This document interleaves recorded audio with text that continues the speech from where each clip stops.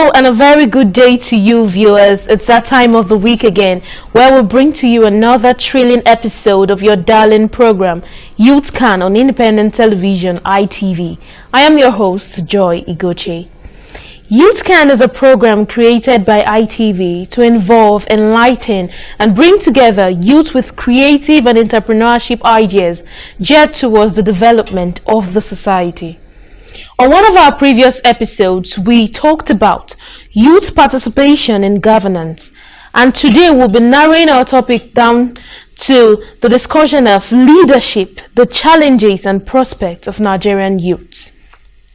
Walking down the memory lane, we all can attest to the fact that Africa's political history is not complete without appreciating the roles that youths played in achieving their country's independence.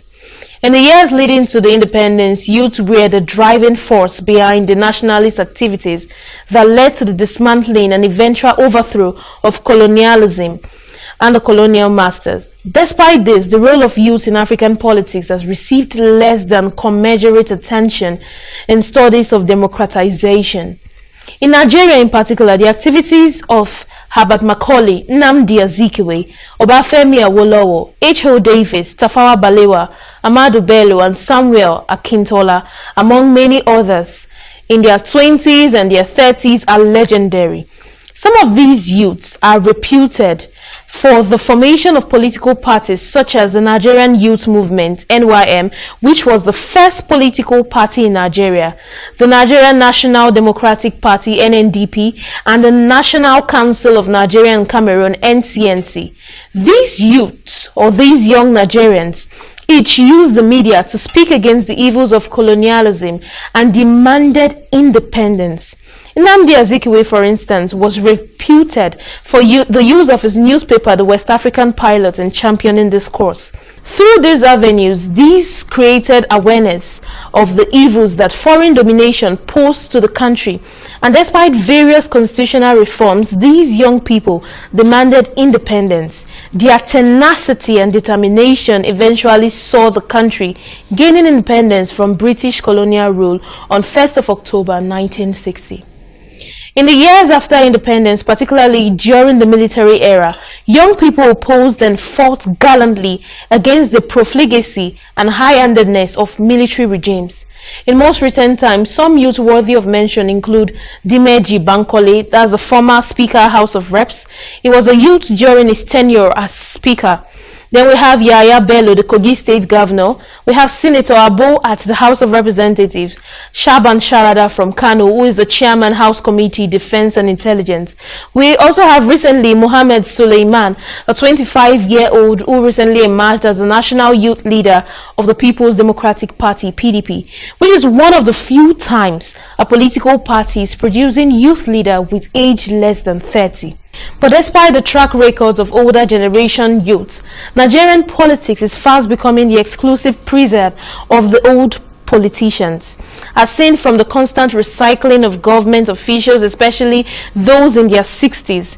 For many years, particularly after the country's return to democratic governance in 1999, youths were at best seen as supporters, mobilizers, or political foot soldiers, hired to instigate violence, manipulate elections, and intimidate opposing parties. While this image is not completely the fault of the older generation, these groups enjoyed having this idea as having the idea of the youths being political mercenaries rather than their competitors. With the signing of the Not Too Young to Run bill in 2019, led by President Muhammadu Buhari, this trend seems to be changing as youth are beginning to see the importance of their role in governance. The Not Too Young to Run movement, which opened up the space to increase youth participation, among other changes to electoral law, it reduced the age for presidential candidates from 40 to 35 and the House of Representative candidate from 30 to 25 years. As a result of the bid, there is positive trend in youth participation, with youth candidacy increasing from 21% to 34.2% in the 2019 election. Despite these changes, the number of youths aged between 18 and 29, based on the youth definition given by the National Youth Policy Organization, the number of those youths voted into elective position in Nigeria is still less than 1%. Further, there are no youths in the new cabinet formed by President Buhari, and neither is there a youth in the National Assembly. This is despite youths making up over 67% of registered voters on the average, which means that whoever they decide to vote is sure of winning any election, sure of winning the election in the country. In the run-up to the 2019 general election, the cost of nomination forms was as high as 45 million naira for presidential aspirant, 22.5 million naira for governorship aspirant, and 7 million naira for Senate, while 3.8 million naira for the House of Representatives. The truth is, only a few percentage of Nigerian youths are financially buoyant enough to pay these sums. One may want to infer here that while in theory they are not too young to run, in practice the youth find themselves too poor to run and in a dilemma of how to mobilize sufficient funds to be eligible for representation. My amiable viewers, there are so much questions screaming for answers. We'll be going on a short break now, and when we return, we'll be bringing in a special guest to do justice to this topic. Stay tuned, don't go nowhere. You're welcome back again, and of course, when the screen looks this good, you know what time it is. It's your lovely program, Youth Can. And today we've been discussing a very salient issue, which is leadership, the challenges and prospects of Nigerian youths. Like I promised, I said after the break we'll be coming in with a special guest to do justice to this topic. And I have with me in the studio Honorable Matthias Aliyu. You're welcome, sir. Thank you very much for having me. Yeah, thanks for coming. Thank you. Okay, so quickly, we want to talk about this issue of leadership. You know, this is an issue that have been ongoing.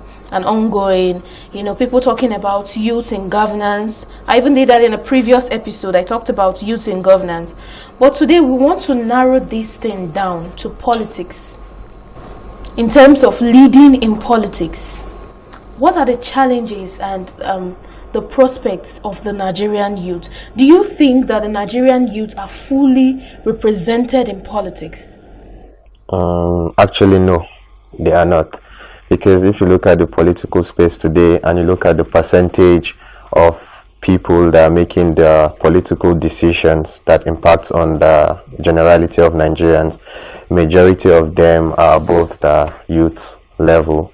So I think we are underrepresented right now.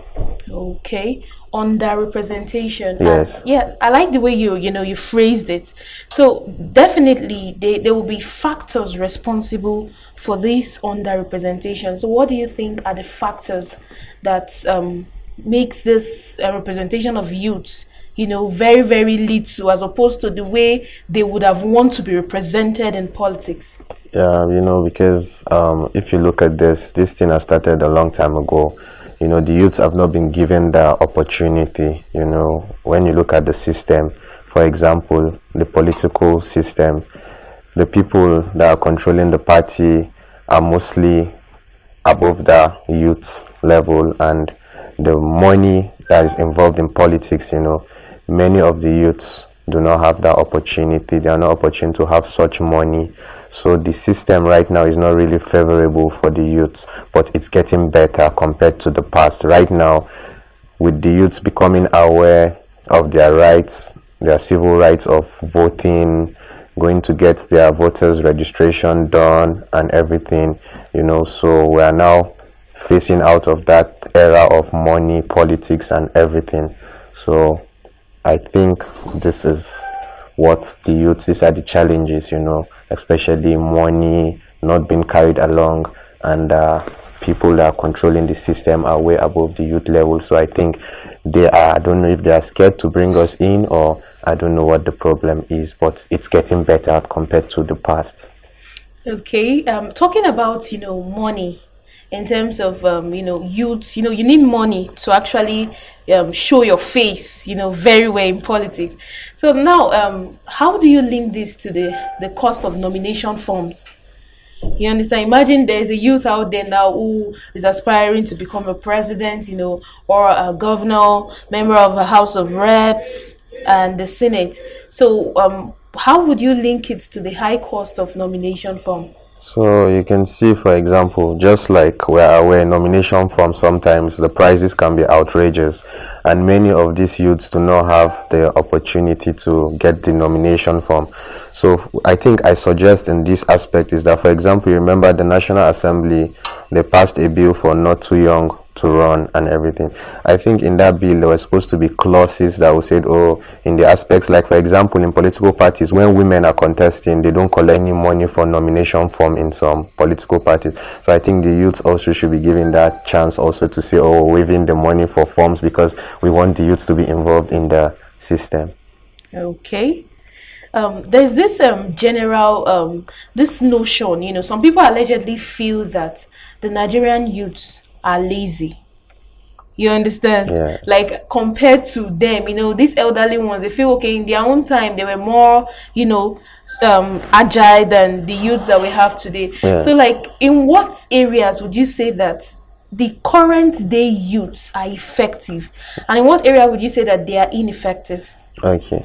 Actually, when people say that the youths are lazy, the youths are not serious, we are not like ready to take over and all that, I just laugh at people. Because if you look back at the era of our parents, most of the time when they were out of school, they already had offers for jobs. The government, everything was working.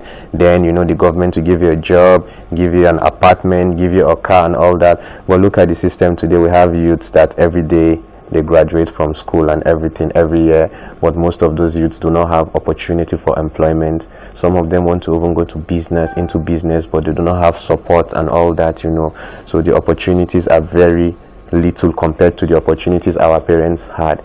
But I will tell you that Nigerian youths are hardworking. If you look at the prospect of ICT, for example, Nigerian youths are making wave all over the world. When you go outside the country, you hear doctors, nurses, they now compliment Nigerians, and Nigerian youths are doing this. They are breaking records in education and all that. So why will you say such youths are lazy? You can't say they are lazy. We've not just been given the opportunity, So that's why we need a conducive environment. We are begging the Nigerian leadership to give the youths a conducive environment for us to strive, for us to show what we want, for us to show that we can do this, we can change the system. Okay, if we take a cursory look at the leaders of time past, even right from the clamor for independence, youths were key actors in, clamoring for independence until we finally attained it. And we saw youth, taking leadership positions from there and the rest. Even though now it just feel like we're having a recycling of, leadership, the same people. So when you look at the way they fought and, with all vigor and everything, do you think that the youth of today are ready with same energy to take up the mantle of leadership? Yeah, the youths of today are ready, as you said. Back in the days, most of these leaders that we have today, they already led Nigeria at a very young age, because probably then the elderly ones at their time were not as resistant as these present people. Then they allowed them to strive. So that's why we're still begging the present people to give us the opportunity to strive. They should give us that opportunity, give us that support. And when they give us that support, that's when everything can now work out well. Okay. So why do you think it's difficult for youths to actually make it these days? Like make it in what aspect do you mean? Like in terms of leadership, like actually, and maybe life generally. We see a lot of youths there, they have these big dreams, but they are limited, they're largely limited. So you see. So what has actually changed? Yes. You see, the youths are making it in their own various parts of life, what they do, because when you cannot generalize, because there are some youths that are making waves, there are some youths that are lucky when they finish school and everything, they ventured into business, they got employment and they are growing in their various fields, But when you say those that their dreams are dying, it's mostly people that don't have opportunities to showcase it. There are some people that have dreams, they have good ideas, but sometimes when they don't see support, they don't see a way to bring it to reality. Sometimes the dreams dies inside them through frustration, through social vices. They get involved in social vices and all that. So this is it. But I believe as a youth, no matter what, you should never allow your dream to die. You should always try to work hard. Just try to work hard, and somehow with God, as long as you believe in God, there's always hope. As long as you're alive, there's hope. So this is just it. Not that their dreams die or anything. No, it's just that sometimes the opportunities are not there for them. Okay, like you rightly said that the Nigerian youth are actually ready to take this mantle of leadership. Now, when you put this, you juxtapose it side by side with the NANS, the NYCN crisis that keeps on going on. How do you think this looks for the youth? Like, how's the outlook for the youth? Okay, concerning that, when you look at all those organizations like the NANS and all that, you see their political interference. Sometimes you hear this one, it's one godfather, maybe one governor sponsored him there or somebody. So tomorrow, when those people call you and tell you, oh, you have to do this, you have to play to, you cannot go against them, you understand? So that's why we say we want an environment that the youth will have opportunity, no interference, where people don't interfere concerning what we have to do. So these are the problems. Politicians are still the ones that are still coming in between these people, and based on the fact of because of greed and everything, not all youths can avoid some kind of vices, money and all that. So these are the situation, but we should not use that to say, oh, the youths cannot take control or the youths do not have the capacity. No, this is just a part. Okay, so knowing the reality on ground now, like we already know how it is in the country. Like everybody can attest to the fact that there are a whole lot of challenges. Yes. A lot of limitations. Yes. And still youths are still not sitting on their laurels. They are, they are fighting, they are striving to gain this adequate representation in politics. Yes. So what do you think are the prospects for the Nigerian youths?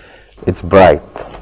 I see a Nigeria that in few years to come, just like the way you spoke about that in the past, most of these leaders were young people, and these leaders, whether you like it or not, they are going to face out age and everything, and we the youths are going to come into the system. I see a Nigeria whereby you're going to see a youth of 20 something becoming a minister. You're going to see youths that just graduate from the university being special advisors to political people and everything.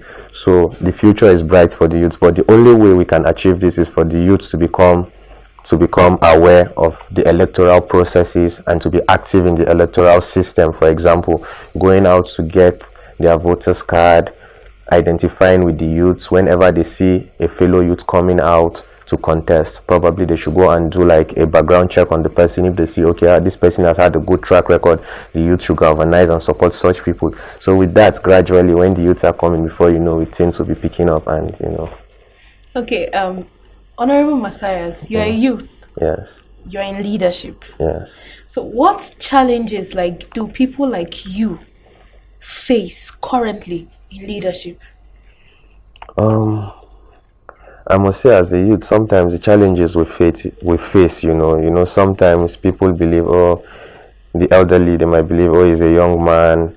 Sometimes he doesn't have the idea and all that, but that doesn't stop me from going out to achieve what I want to achieve, So these are just the little challenges we face, but they are not enormous challenges that we cannot handle as youths, when you're in leadership position. But you just have to be focused and put your head on ground and carry your fellow youths along.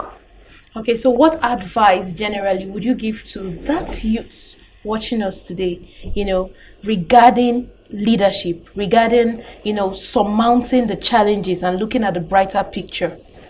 What I will say to that youth that wants to come into leadership, please always keep your dream alive. Believe that you can become somebody. Just make sure you do the right thing. Carry your people along, the people around you. It starts from your background, from your family, from your friends and everybody. Let them know your dreams. Let them know your aspirations. Make them to support you. And for those that they are already losing hope, that you feel there's no way, let them pray to God. Let them believe that there is hope, that things are going to get better. They should just keep striving. We know it's not easy, it's frustrating, but things will get better.